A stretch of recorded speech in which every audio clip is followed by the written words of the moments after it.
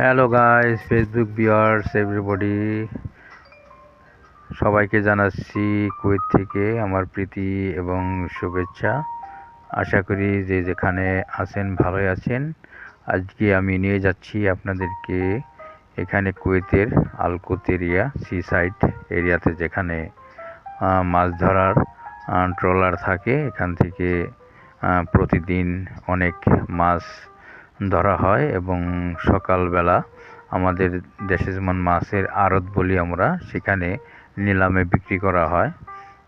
এই যে দেখতে পাচ্ছেন সামনে কিছু ট্রলার, এবং ট্রলারের উপরে যে তিনটা বক্সের মতন দেখতে পাচ্ছেন, এটা নেটের বক্স বানানো গোল করে।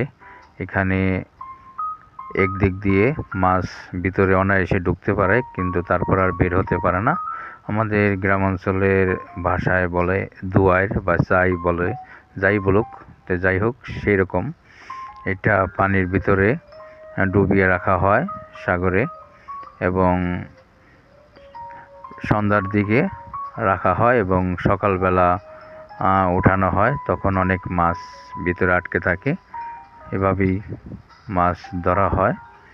এই যে আরেকটু সামনে দেখতেছেন, ওই পাশটায় আপনাদেরকে দেখাচ্ছি, এই সবই মাছ ধরার ট্রলার, কাঠের তৈরি। এই যে দেখতে পাচ্ছেন এই বোটগুলো, এখানে নোঙর করা আছে। এখান থেকে তারা ছুটে চলে সাগরের মাঝখানে মাছ ধরার জন্য।